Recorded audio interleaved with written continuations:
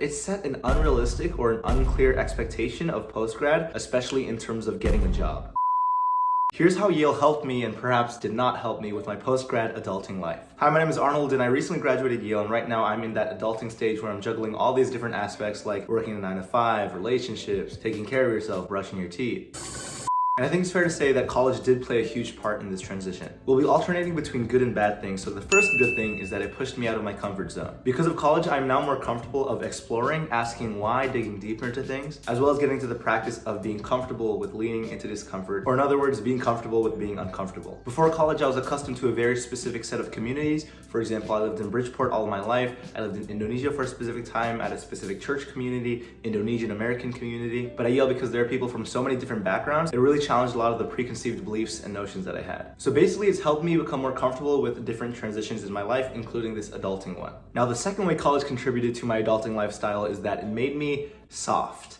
What I mean by this is that college was the first time that I had my own bedroom, a whole entire dining hall with food literally made and prepared for me. Coming from a lower income background, I wasn't really accustomed to a lot of these things, so it made me complacent almost in a sense. So for example, when I moved back to my family's apartment after graduating, it was definitely an interesting shift, and this is something that I've noticed consistently. For example, whenever I'd go back for like winter break or fall break or spring break, there would be that discrepancy in terms of my comfort and standard of living. But it's fine, because over time I've learned to be adaptable, and I've sort of had a mindset shift where if I can live and do well in sort of like the bare bones minimum circumstances, I can do it. Okay, that doesn't make sense. I can do anything regardless of the external circumstances that I'm put in. The third thing is that it got me employed. Right now I'm working at NBC Universal for their film and TV departments, and if you want to watch my first day at work video, watch that over here. On a practical level, it helped build my credibility and my experiences for my resume, cover letter, all that good stuff. And now I'm able to make money doing something that's interesting, and I'm able to financially provide for my family and for other people. And on that journey, Yale provided me with a lot of scholarships,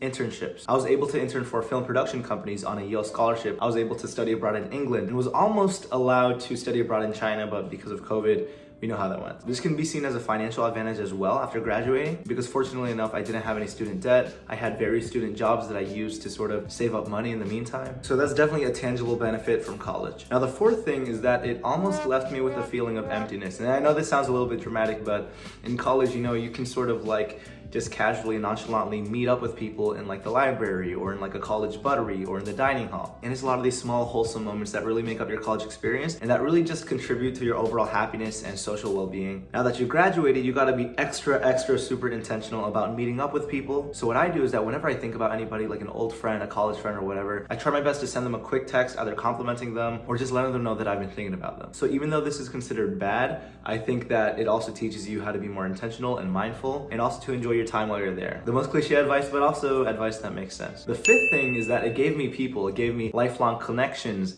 It gave me lifelong connections, friends, professors. It gave me my girlfriend, and we're still together happily. Hopefully.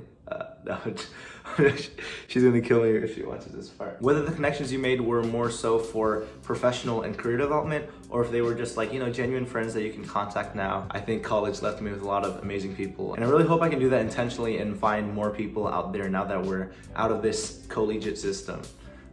I have never said the word collegiate before. The next thing is that to an extent, it set an unrealistic or an unclear expectation of post-grad, especially in terms of getting a job. Yale is very diverse, socioeconomically diverse, which means that there are a bunch of rich kids and also just a bunch of kids who are really on top of it and chose more stable and lucrative jobs. There were a lot of people I knew who had job offers before they started their senior year, while I just simply started applying to jobs after my senior year. So it's a little bit weird. Of course, Yale has a bunch of career resources, and I can also blame that on myself. But I think that uncertainty contributes to a lot of panic and anxiety that people face, especially after graduating college. The next good thing is that it instilled a lot of confidence and provided me with skills to pursue my passions. There are a lot of soft skills that you learn, such as communicating with people, interacting with them. Because I'm really interested in entertainment and media and just creating things, Yale provided me with a lot of resources to literally just audition for a lot of plays, short films, musicals. It gave me resources to write my own play. I received an award for a playwright festival. And of course, there were a lot of rejections and trial and error throughout this process, but it taught me that there's no regret in trying, and you should be grateful for the opportunities that your school or whatever situation you're in,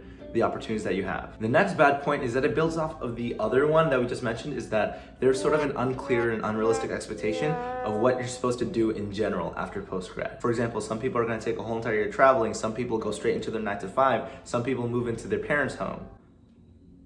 because Yale and college in general, and also the school education system, generally speaking, provides so much structure that you just have to follow aimlessly. Once you're out of college, it's this choose your own adventure, and people's experiences vary drastically. The next good thing is that college helped me establish a bunch of foundational habits that I carry on to this day. For example, y'all know me, I go to the gym almost every day, and that's something that I established really in high school, especially taking this bodybuilding, powerlifting style approach. Like now it's sort of automatic even after graduating college. It also helped establish habits such as sleep. Like before college, I would be lucky if I got 5 to 6 hours of sleep, and in college, even during the beginning of like my first semester, I would sort of just aim for 6 hours of sleep, like bare minimum, and it would be fine. But over time, I realized sleep is important. And ever since my freshman year, I've been able to get 7 to 8 hours of sleep consistently because that's what works for me. There are even habits such as studying. For example, in college, I would tend to devote 1 to 2 hours of deep work sessions to work on, let's say, a political science essay or my theater studies thesis. But now instead of doing that for academics, every day I try to dedicate at least 1 to 2 hours on deep work, whether it's YouTube or any other thing that I want to work on. College is a great time to develop habits, but it's also important to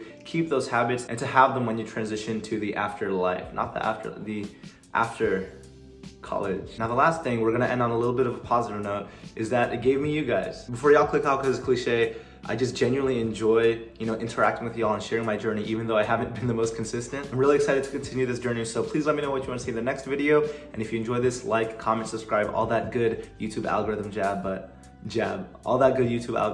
I'll see you in the next video. Peace out.